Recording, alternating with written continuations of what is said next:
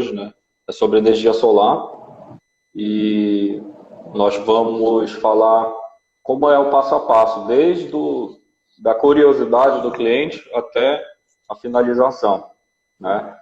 Qual é o percurso que nós fazemos, que o cliente faz do início ao fim, né?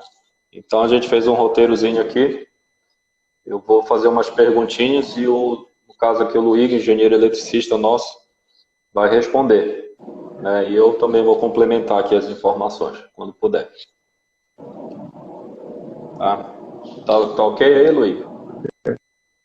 Tá ok, tá tudo certo. Vamos iniciar então.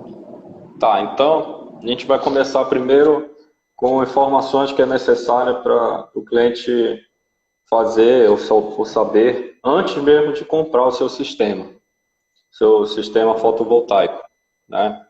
Então, o primeiro passo que o cliente precisa é saber qual é o tamanho que o sistema que ele necessita ou que ele quer, né?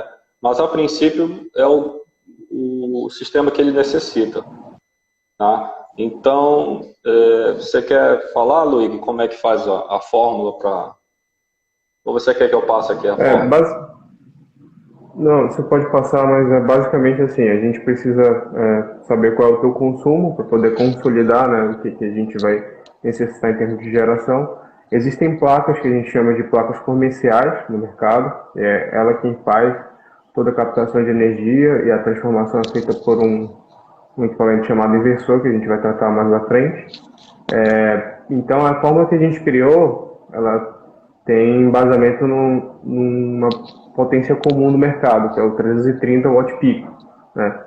E a gente já está inserido nessa fórmula as perdas por inclinação e as perdas por sombreamento, tá? Mas sombreamento comum, não é um sombreamento extraordinário. Aí você pode passar a fórmula. No caso aí, o que o Luigi está falando, 330 watt-pico, seria a potência do painel, potência elétrica do painel, Perfeito. né? Que é a produção dele se ele tivesse uma produção perfeita, né? Óbvio que ele não chega a 100% da sua produção, mas é próximo disso, né? E essa fórmula aí que a gente vai passar agora para vocês, ela também é uma fórmula considerando que não está os painéis não estão instalados nas posições ideais, mas também não está sendo muito prejudicado por algumas questões, como sombra e posicionamento muito, muito desfavorável.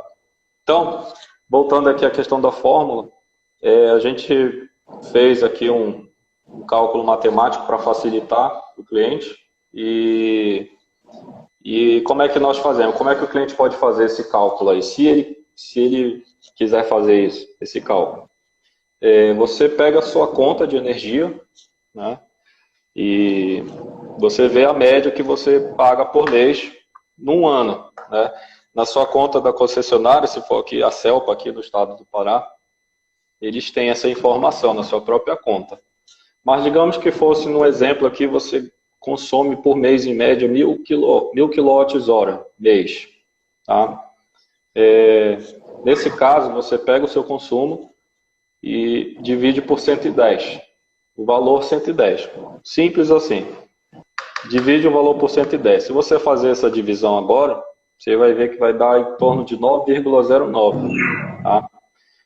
Aí você pega esse resultado e divide mais uma vez ele por 0,33, que é o valor do painel que ele produz de energia solar. Tá? E aí, dessa forma, a gente tem um número aqui, usando esse exemplo aqui, deu 27,54. Tá? Esse número, 27, seria a quantidade de painéis que você precisa. Então, a gente você faz um arredondamento para cima, no caso, quem consome 1.000 kWh mês, usando essa fórmula que a gente indicou aqui, vai precisar de em torno de 28 painéis de 330 watts-picos, para poder produzir a energia que você mesmo consome e pagar somente as taxas básicas da concessionária, no caso aqui no Paracel. Eu vou No caso, perguntar agora é equatorial. Agora é equatorial, né, isso. Marcelo? Selva equatorial, verdade. Eu vou perguntar agora para o Luigi aqui, para ele informar para a gente. Depois desse passo, então, digamos, nesse nosso exemplo aqui, são 28 painéis. Como é que eu calculo o espaço que eu preciso, Luigi, para instalar esse sistema? Então, a maioria dos painéis agora sai com 2 metros quadrados. Ele é uma placa, não, um painel de 2 por 1, às vezes 2,5 por 1, mas a média geral é 2 metros quadrados. Você precisa saber, né, quantos painéis você vai ter. Nesse caso, a gente chegou no número de 28 painéis, correto? E aí você vai multiplicar por 2, que é justamente a quantidade em metros quadrados que o painel tem, a área do painel. Nesse caso aí seria 56 metros quadrados que você precisaria de área de telhado. É sempre bom deixar uma sobra, né? Porque a gente precisa deixar os painéis de uma forma não tão em conjunto. Eu preciso ali ter um espaço de mais ou menos 50 centímetros, se puder ser maior, né? Para a gente poder andar mais tarde, fazer a manutenção e o mantenedor andar naquela linha que você deixou ali entre os painéis. Mas isso depende de cada espaço e de cada viabilidade do projeto. Sim. Então, resumindo aí, a gente pega o número de painéis que a pessoa precisa, que ela mesma calculou, né? E basicamente dobra o valor e acrescenta mais um pouco. Seria isso? Exatamente. Você pode dobrar o valor e acrescentar mais 10 a 15% da área, que está ótimo. Nesse caso aqui, usando mais uma vez o exemplo dos 1.000 kWh de consumo, a gente chegou num cálculo aqui, pessoal, de 28 painéis fotovoltaicos, tá? De 330 watt-pico. Esses 28 painéis, a gente precisaria de uma área de, no mínimo, de 56 metros quadrados, mas provavelmente uma área no mínimo de 60 metros quadrados, para poder instalar esses painéis de forma correta e que eles caibam no terreno de vocês, tá? Esse espaço é necessário tanto em terra firme como no telhado, tá? Tanto faz, é o tamanho dos painéis.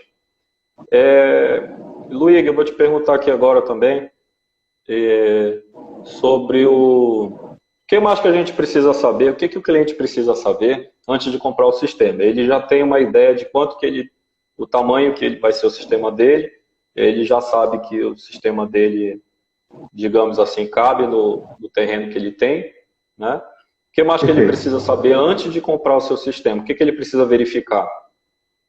Bem, ele precisa verificar as condições gerais, né, da infraestrutura civil dele, ou seja, do telhado dele, né, como é que se encontra, se tem alguma praga no telhado, se não tem. Ele Se precisa for também telhado, verificar né? a infraestrutura. Isso, se for telhado. Se for solo, ele precisa só verificar as condições gerais do solo, né, para ver se o solo não é um solo alagado, por exemplo. No geral, é basicamente isso. E as condições gerais elétricas, né? É o quadro de baixa tensão dele, se está conforme a norma, se tem disjuntores adequados para a carga que ele vai utilizar e principalmente para a carga que ele vai instalar de geração, né? E principalmente se tem aterramento e como está as condições desse aterramento. Por que o Isso aterramento ele é tudo gera um importante? custo.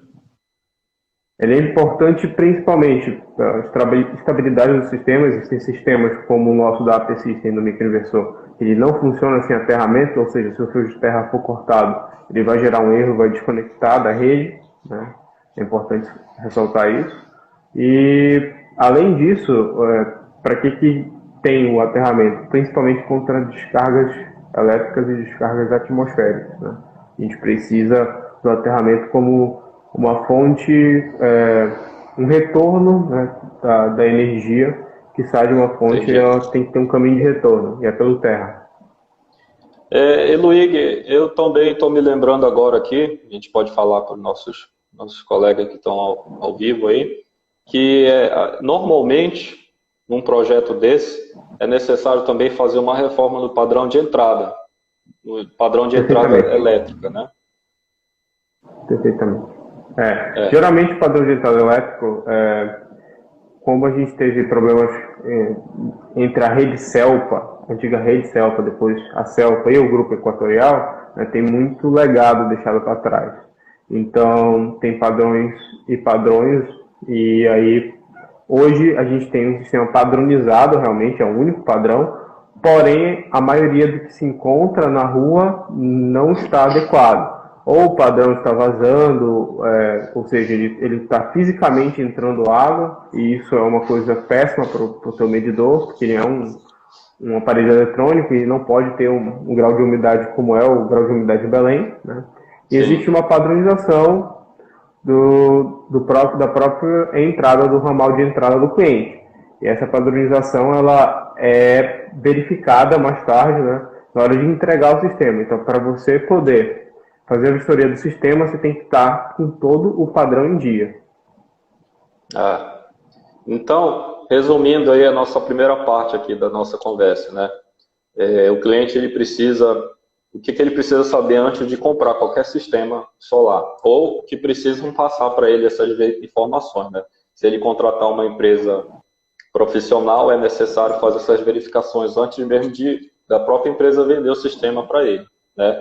Quais seriam os passo a passos, então? Perfeitamente. Ele precisa calcular, né, quanto que ele vai precisar em termos de placas, painéis fotovoltaicos, né, qual a potência deles. Depois ele precisa calcular a área que ele vai precisar. Tá? Em seguida, tudo isso estando ok, ele vai verificar como é que estão as condições do telhado e as condições elétricas gerais, e principalmente o aterramento. Caso ele não tenha o equipamento ou pessoa, né, adequada para verificar o aterramento, que precisa de termômetro, precisa de uma pessoa que saiba fazer o teste do aterramento, ele pode estar entrando em contato com o engenheiro eletricista dele ou conosco aqui na nossa engenharia, que nós temos capacidade para lidar com isso. Perfeito.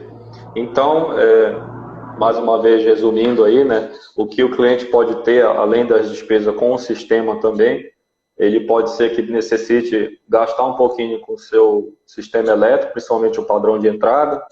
Pode ser também que ele necessite botar um sistema de aterramento. Pode ser que ele não tenha, se for um sistema elétrico antigo que não foi feito. E também tem a questão civil, né, que pode ser que a estrutura da pessoa, o telhado, no caso, não tenha o suporte para aguentar o peso dos painéis, que não são muito pesados, mas também não são muito leves, né? Qual é o peso em média de um painel desse, Luiz? 22,5 kg para uma área de 2 metros quadrados. Sim. Pelo fato de ser espalhado em 2 metros quadrados, ele ajuda bastante a diminuir a tensão numa estrutura, né? Mas, de qualquer forma, tem que verificar. Bem, a gente vai passar agora aqui para o tópico seguinte, que é, depois de definido o tamanho do sistema e as condições estruturais, é a hora do cliente efetuar realmente a compra do sistema. Tanto como a empresa que já está ali auxiliando, né? Pode ser, por exemplo, nós, a Northsystem, que temos fornecedores e equipamentos aqui, fotovoltaicos, como muita gente faz, volta e meia, e a gente vê pessoas comprando pela internet, por conta própria, né? Então, é a hora de fazer a compra do sistema. Já verificou essas questões e está tudo ok, dá para comprar o sistema. E agora, Luiz, como é que funciona essa parte aí da compra do sistema? Quais são as possibilidades de mercado que tem normalmente? Bem, existem dois tipos de sistemas, né, que é importante a gente frisar. Existe o sistema com microinversor e o com inversor central. Geralmente o com inversor central é mais barato e o com microinversor as garantias são maiores e é um sistema mais eficiente, né? Um sistema que, quando ele acaba por te dar algum defeito, a tua perda na geração é muito menor e é muito difícil você ter um defeito a curto prazo, vamos colocar assim. Então, o que acontece? Ele precisa verificar as possibilidades que ele tem. Existem vários fornecedores e vários sistemas de financiamento de crédito diferentes, né? Por exemplo, nós trabalhamos com algumas marcas, né? E alguns fornecedores e basicamente nós trabalhamos com 4 bancos, né? Santander, a Losango, a BV Financeira e algumas vezes o BASA. É muito relativo. O BASA é um pouco mais complicado por ser um banco público, né? E isso depende de cliente para cliente. Tem cliente que vai ter linha de crédito no projeto, vai ter cliente que tem linha de crédito no BMG, em qualquer outro banco, e aí isso depende muito mais da taxa de juros e do tempo de relacionamento que ele tem com o banco do que propriamente da nossa engenharia ou, enfim, de qualquer outro parceiro que ele tenha que possa estar auxiliando nessa decisão. A decisão é puramente cálculo, né? Basicamente o que você vai pagar e como que você vai pagar para você ter o retorno do sistema. O retorno é garantido, mas o tempo de retorno depende diretamente, proporcionalmente ao seu juros adquirido na hora de pegar esse empréstimo, caso ele queira. Ele tem a opção também de pagar, né, à vista, e isso seria excelente, porque aí não paga juros em cima e o retorno é mais rápido ainda. E em média, quanto tempo tem o retorno de um sistema solar desse aí? Bem, em média, Tanto os o juros é de financiado 1,5% quanto ao à mês. vista. Sim, em média é em torno de 4 anos e meio, 4 anos. Depende muito do tipo do sistema, né, e da quantidade de placas que ele vai estar adquirindo. Quanto maior o sistema, geralmente maior vai ser o retorno dele, mais rápido, na verdade, é o retorno dele. Porque a gente parte do pressuposto que quanto maior vai ficando o sistema, mais você paga de energia, proporcionalmente, e menor fica o valor proporcional do sistema. Entendi. E voltando um pouco aqui para a parte do passo a passo, o cliente, depois que ele efetua a compra do equipamento, esse equipamento, normalmente, ele é enviado em quanto tempo para o cliente? Bem, isso depende de fornecedor para fornecedor. Geralmente chega em 15 a 30 dias, né? Dependendo do tipo de fornecedor e do tipo de equipamento, pode chegar até 60 dias. É a média aí que a gente tem de mercado. Mas geralmente inversor central chega de 15 a 30 dias porque tem mais disponibilidade no mercado. Entendi. Bem, então passada essa fase aí da compra do equipamento pelo cliente, tanto com uma empresa profissional de auxiliando como sozinho, né? É chegada a hora, nesse nosso passo a passo aqui, é chegada a hora da pessoa apresentar um projeto com a concessionária, no caso aqui com a Celpa Equatorial, aqui no Pará, né? E se for em outro estado aí, caso tenha alguém vendo aí que seja de outro estado, com essa concessionária do estado. Então, nessa hora que chega a parte de apresentar o projeto para a concessionária, como é que funciona, Luiz, essa parte? Bem, o cliente vai ter que estar munido de um engenheiro eletricista, né? Dessa vez não pode ser um técnico, tem que ser uma pessoa que tenha o criativo, né, para poder gerar as ARTs necessárias. O engenheiro, por sua vez, tem que já ter uma certa experiência em projetos, dependendo do tamanho do projeto, ele realmente tem que ter experiência, né, para aprovar e ter o parecer de acesso, que é o primeiro passo.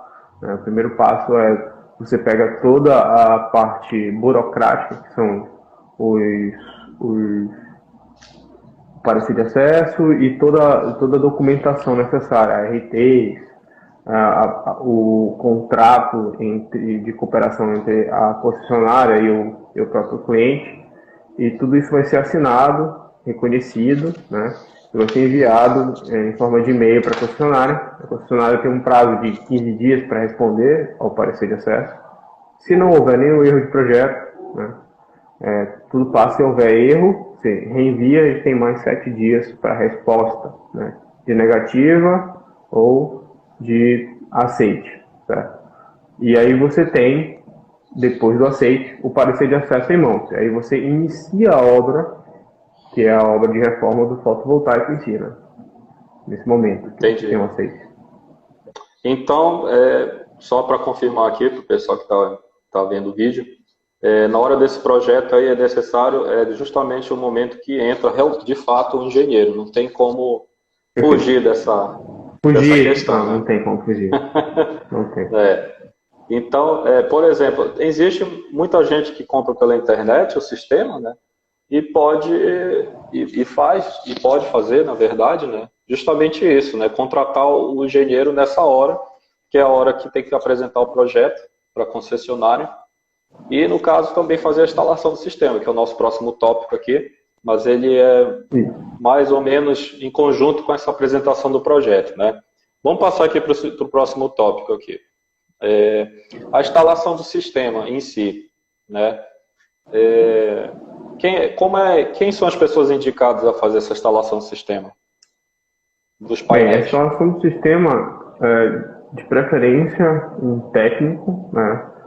Que tenha cursos aí de baixa tensão, né? Você tem um profissional só, uma equipe só trabalhando, mas as pessoas que já fizeram um curso de instalação de sistema fotovoltaico, certo?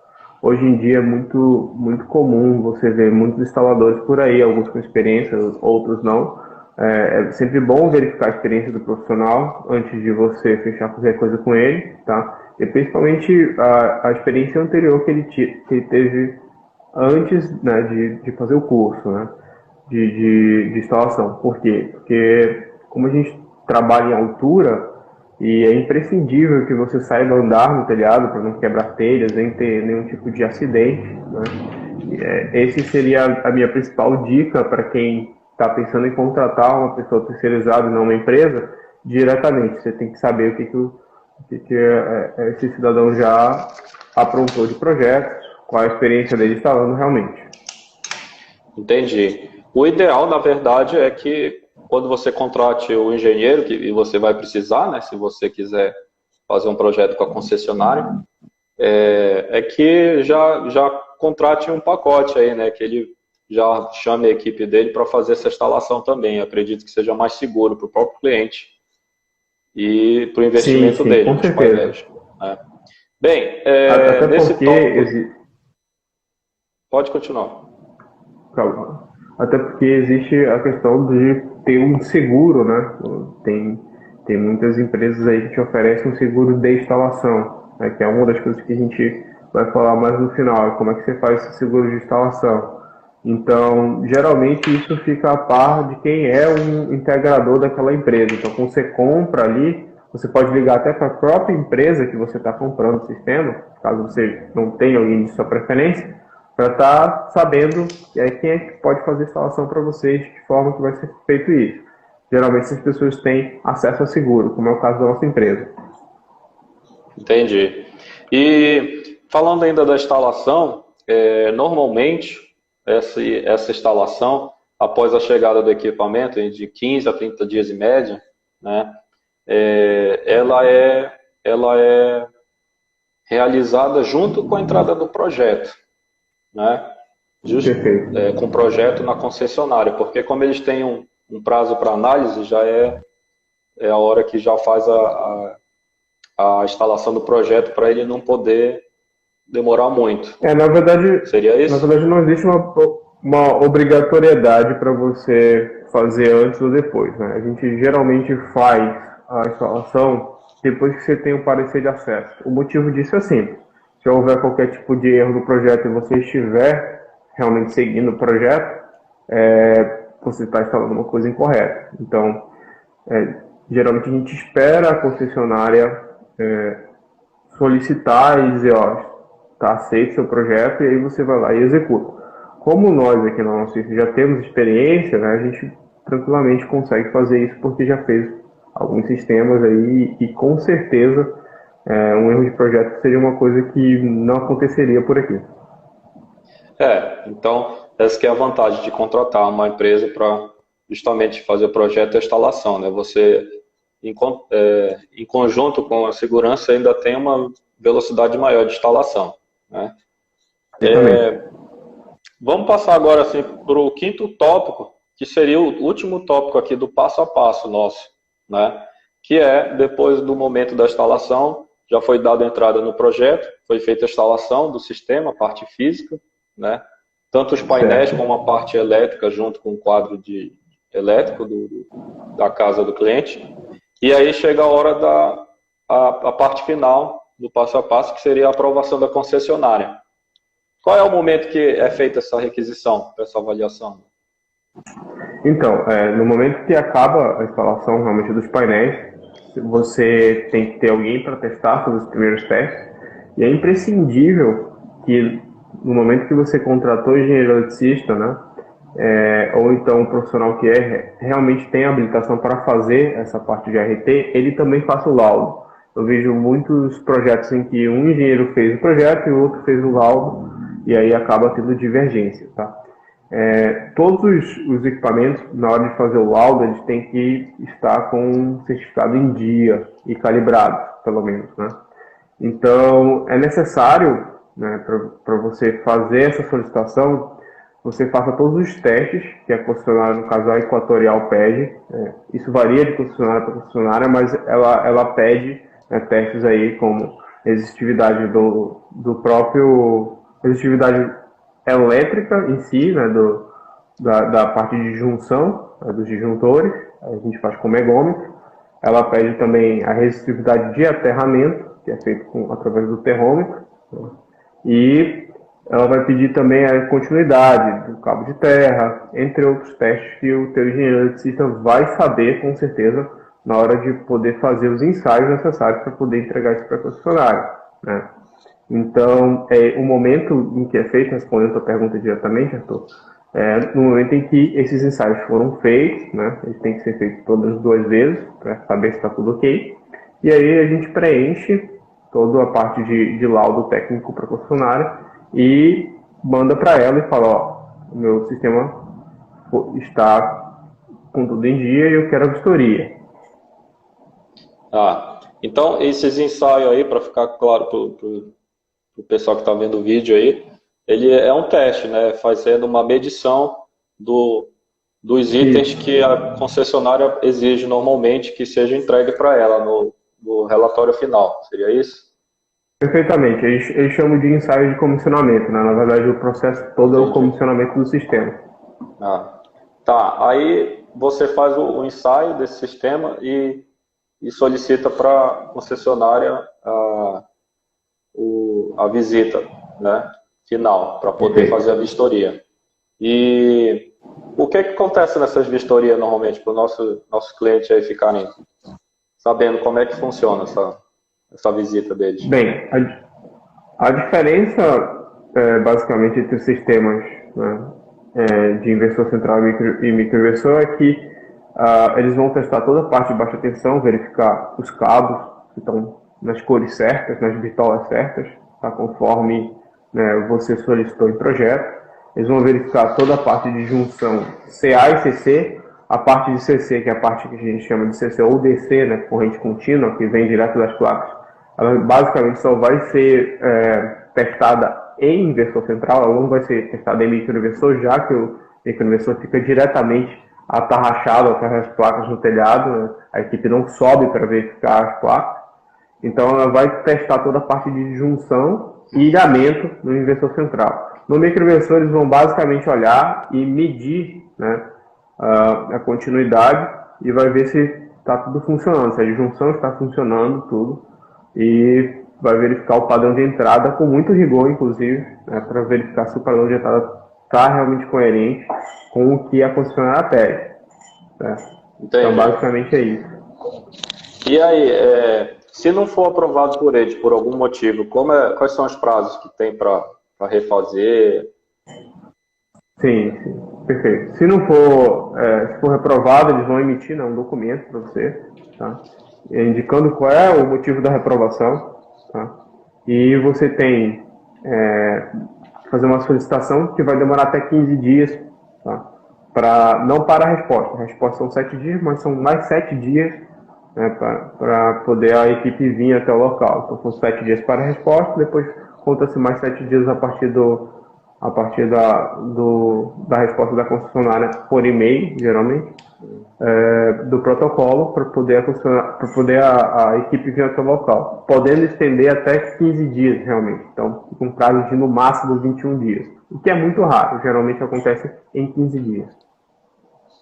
E quando é aprovado essa vistoria final aí, quando é que pode ligar o sistema?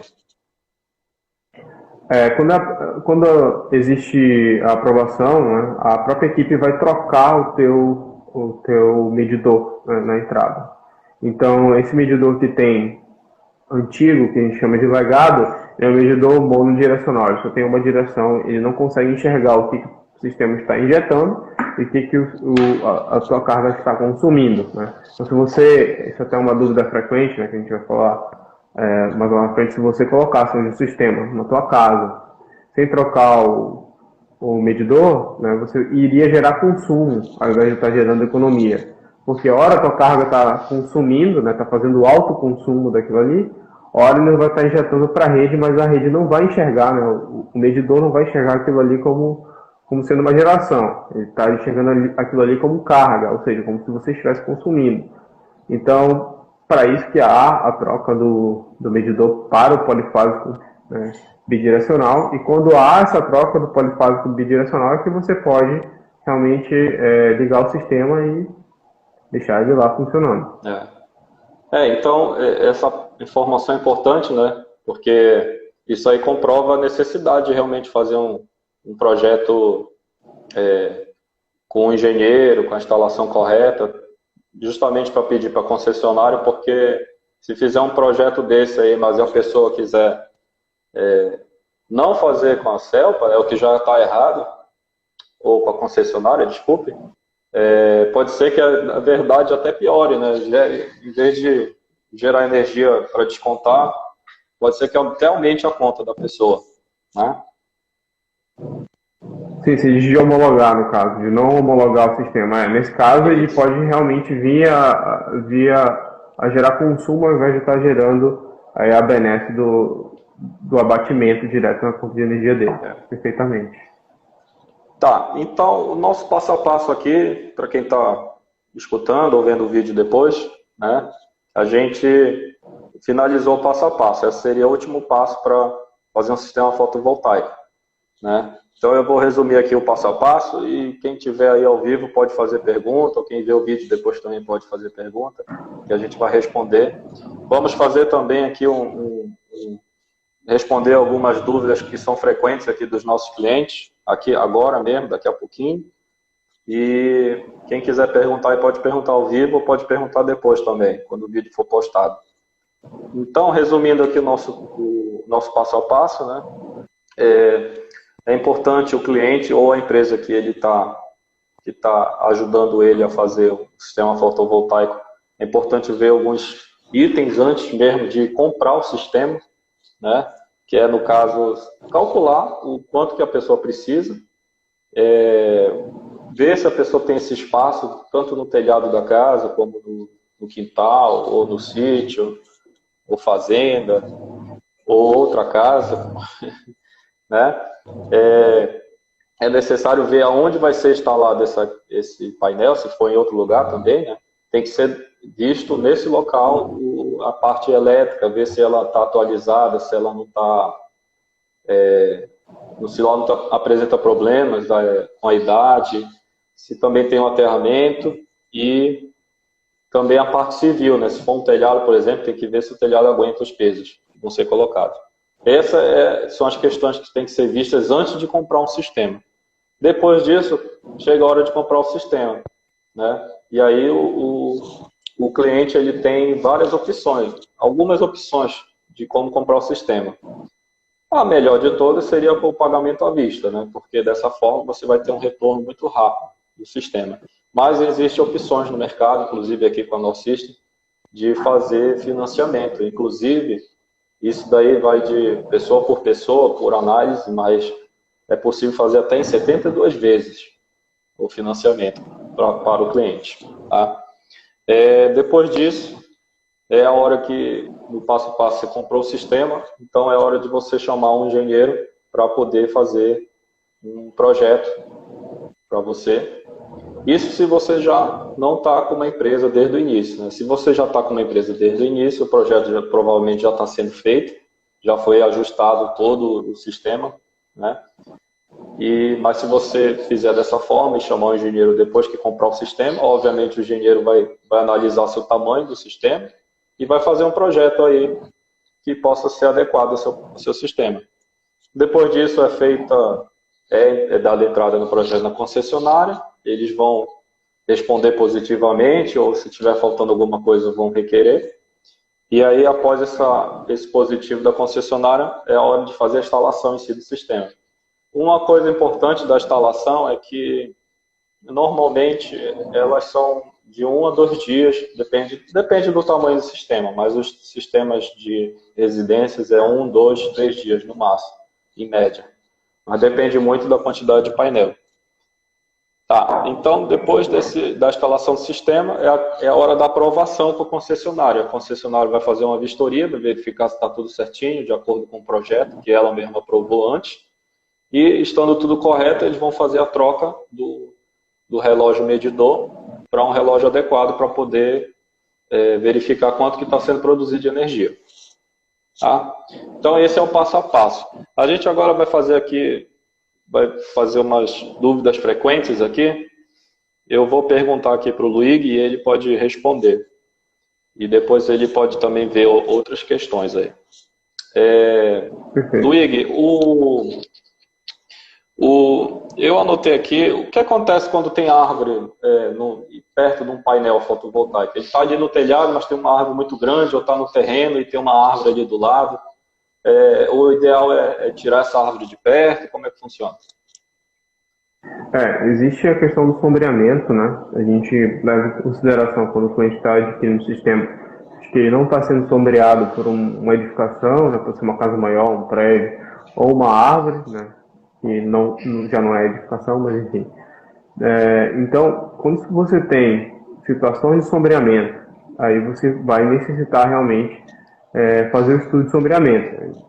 Dessa forma, é feito basicamente uma visita no local, a gente tira a planta baixa, constrói essa edificação em 3D, né, e verifica o quanto que aquela árvore ou a edificação ao redor vai afetar, para ver se realmente vale a pena a pessoa estar adquirindo aquele sistema fotovoltaico instalando daquela forma. E aí começam as soluções com relação a essa questão do sombreamento, né? Então sempre é necessário fazer um estudo de sombreamento quando há a presença de árvores ou edificações maiores, mais próximas.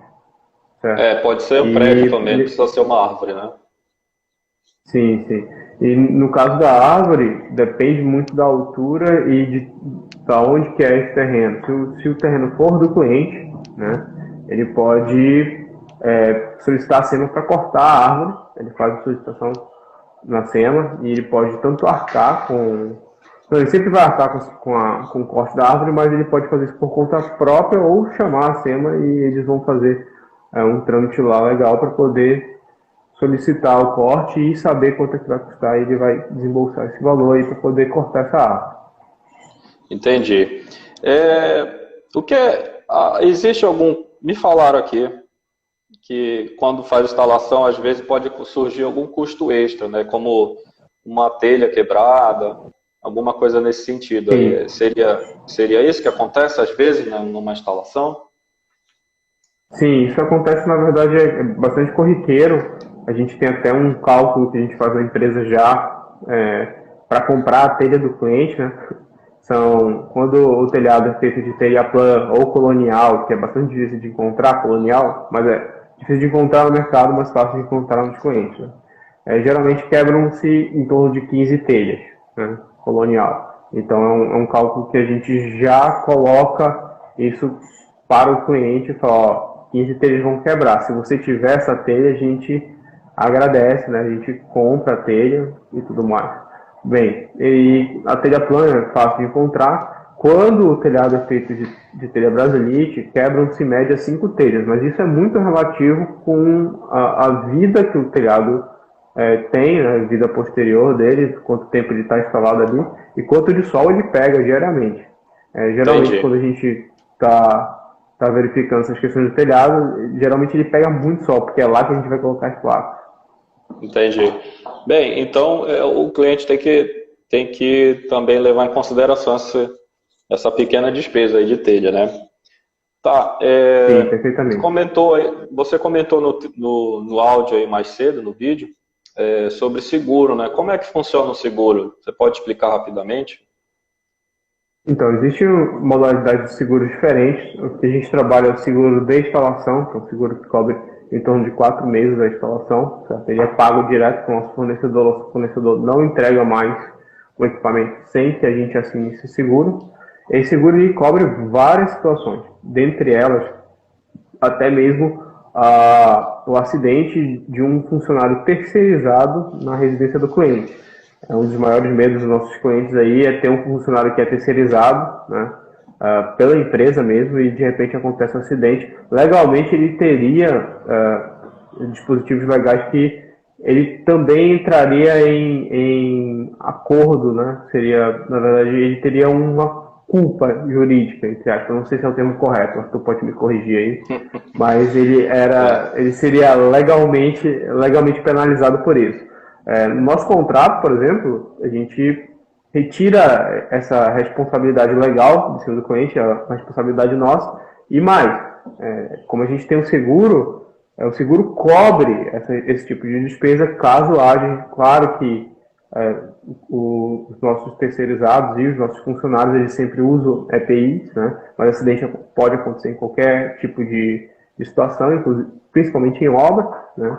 Então a gente está preparado para isso e essa é mais uma justificativa para você fazer com uma empresa que realmente tenha esse tipo de apelo, né? Porque Entendi. não só essa situação, mas a partir de R$ 500 em prejuízo, por exemplo, quebrou uma parte do teu telhado, ali, alguns ripões de Pernambucas afundaram, a gente não estava prevendo isso. A partir de R$ 500 em prejuízo, você já pode solicitar, né, para a seguradora a reparação desses danos. Entendi. É uma informação importante, né, para quem está interessado. Sim, A última dúvida aqui que eu tenho anotada dos nossos clientes, né, eles perguntam muito como é que funciona o desconto do valor que é gerado em energia solar na conta, né? Qual é as taxas sim. que normalmente é paga? No caso aqui, a concessionária Celpa Equatorial, quando o sistema zera, ele fez exatamente o consumo da pessoa no mês. Ela precisa pagar Ou mesmo assim mais, alguma né? coisa? Ou mais? Sim, ela precisa Isso. pagar a taxa de. Isso. Ela precisa pagar a taxa de disponibilidade do sistema, né? Que isso difere se ela é monofásico, bifásico ou trifásico, certo? Isso a gente está falando para o grupo B, né? Que é o grupo geralmente do cliente residencial e comercial. Então, o que acontece é que no monofásico ela vai pagar uma taxa de 30 kW, mas iluminação pública, né? Em torno de R$ 50. No bifásico ela vai pagar uma taxa de 50 kW mais iluminação pública, dá em torno mais ou menos de R$ 70. E no trifásico ela vai pagar uma taxa de 100 kW mais iluminação pública, que dá em torno mais ou menos de R$ 110. É claro que o cliente trifásico ele vai consumir geralmente mais do que 1.500 kW. Certo? Então essa taxa que ele está pagando ali todo mês de disponibilidade depende dele, se ele quiser zerar ou não a conta. Ele pode fazer um sistema que ele gere 1.200 kWh por mês, vai ter mês que ele vai gerar 1.400 e aquele 100 que ele consumiu, ele vai estar pagando por ele de qualquer forma. Certo? Então nesse caso ele Entendi. estaria realmente pagando a disponibilidade mínima. A disponibilidade ela só é paga quando o cliente não consome esse valor ou consome abaixo desse valor. Se o cliente consumir 80 kW, ele vai pagar por 100, tá? Se ele for trifásico. Se ele for monofásico, ele consumir só 10, ele vai pagar os 30. Isso é importante de frisar, porque é uma taxa de disponibilidade, perdão. Entendi. Tá, aí a última pergunta aqui que eu tenho, que aparece muito aqui com frequência dos nossos clientes, com relação a essa questão aí também, né? Como é que funciona essa compensação, né? Tem mês que vai ter mais sol, tem mês que tem menos sol. Aí nesse mês que eu produzi mais energia do que eu consumi, como é que funciona esse sistema de compensação? Bem, funciona da seguinte forma. Primeiro, é importante entender que aquilo que se gera, ele não vai aparecer nominalmente na conta. Exemplo, se eu gero 1000 kWh, ele não vai aparecer diretamente na conta o desconto de 1000 kWh. Por quê? Porque existe uma parte que você vai consumir, que a gente chama de autoconsumo. O sistema vai estar gerando ali e ele vai saber direcionar, né, a energia que está gerando para o teu consumo instantâneo, aquilo que você precisa naquele momento, certo? Então, durante o horário de geração, mais ou menos 4 a 5 horas por dia, o que você estiver consumindo vai estar sendo descontado. Obviamente que o excedente, que é o que passa para a conta, que é o que vai ser leiturizado e mandado para a concessionária para dizer, ó, isso aqui a gente está dando o abono. Por quê? Porque é o que foi para a rede, correto? Então, nesse caso, é importante que a gente tenha esse entendimento, certo? E com relação a essa questão da variação, a gente calcula uma média anual. Por isso que sempre que vamos fazer um projeto, ou então vamos fazer pelo menos um orçamento, é necessário que o cliente envie a conta dele para a gente fazer uma média anual do que ele consumiu nos últimos 12 meses. E aí a gente faz essa média, tá? Já preponderando perdas, né? E a gente coloca o número de placas necessários para ele poder atingir aquela média, ou acima dela. Entendi. E quando é produzido mais do que a pessoa consumiu no mês, na sua conta, né? Ela consumiu 500 kW, mas produziu 600, digamos. O que acontece? Opa, tudo bom, Robert? Certo. Quando ele produz a mais do que ele precisa, ele vai pagar a taxa de disponibilidade mínima e esse valor, né, ele vai ficar para o próximo mês de abatimento ou o momento em que ele for realmente abater ali, que ele precisar daquele crédito, correto? Então, correto. Ele tem até 5 anos para retirar o crédito. Se ele tiver durante o ano ou durante o tempo todo realmente gerando mais do que ele consome, ele vai gerar um banco de créditos que ele pode abater em qualquer unidade consumidora no nome dele. Ah, perfeito. Bem, Luigi, eu não tenho mais dúvidas aqui, né, de clientes. Se tu quiser falar mais alguma coisa, a gente tem algumas pessoas aí que estão com a gente no ao vivo, né? Se vocês quiserem perguntar alguma coisa ou acrescentar alguma coisa, se for um profissional também. O Luigi, acho que quer falar mais alguma coisa e depois a gente comenta aí, se alguém comentar aí embaixo no chat. Na verdade, a única coisa que eu tenho para ressaltar é com relação ao profissional que você vai estar escolhendo para fazê-lo, né? Fazer toda a parte, não só de projeto, mas o projeto é muito importante. Tem muita gente que não dá valor no projeto, mas um projeto bem feito é um projeto bem leiturizado e executado, certo? É importante ressaltar que a gente não trabalha para a concessionária, a gente trabalha para você que está contratando nosso serviço, certo? Então, erros de projeto são erros que você vê muito por aí, mas não é uma forma correta de fazer as coisas. Então, a gente, no nosso sistema, preza muito por fazer as coisas de forma correta e coerente, tá? Então, além disso, né, a parte de baixa tensão inteira da tua residência, tá, quando você vai realmente adquirir um sistema, ela tem que estar em dia. Você tem que estar com o teu sistema todo de baixa tensão em dia. Os disjuntores têm validade, cabo tem validade, aterramento tem que estar em dia e também tem validade. Tudo isso precisa ser avaliado por um profissional antes de você estar adquirindo o sistema para você não ter dor de cabeça depois. Porque já vi casos em que a pessoa vai lá, faz todo o trâmite na concessionária, instala tudo e de repente o disjuntor geral dela começa a disparar. Por quê? Porque não foi trocado antes. Isso é a responsabilidade do cliente. Do ramal de entrada, né, que é a parte onde fica o relógio, a caixinha, tudo, para dentro é responsabilidade sua, responsabilidade do cliente, não é responsabilidade da empresa, não é responsabilidade da CELPA. Isso é importante de frisar também, tá? Então, existem muitas vantagens em ter um sistema fotovoltaico. Segundo a Forbes, é o melhor investimento, né, para os próximos 10 anos. É o primeiro melhor investimento para os próximos 10 anos de investimento comercial. E é claro que existem também planos de manutenção, existe toda a parte de estrutura, isso não pode ser negado. Você tem que realmente conversar com quem entende do assunto, né? E falar com essas pessoas que elas vão te dar as informações que são corretas e coerentes para você poder estar adquirindo o sistema e cuidando bem do seu sistema, para que você tenha uma longa vida aí com o seu sistema e ele te dê muito lucro, que essa que é a ideia. O sistema fotovoltaico é uma fonte de investimento, certo?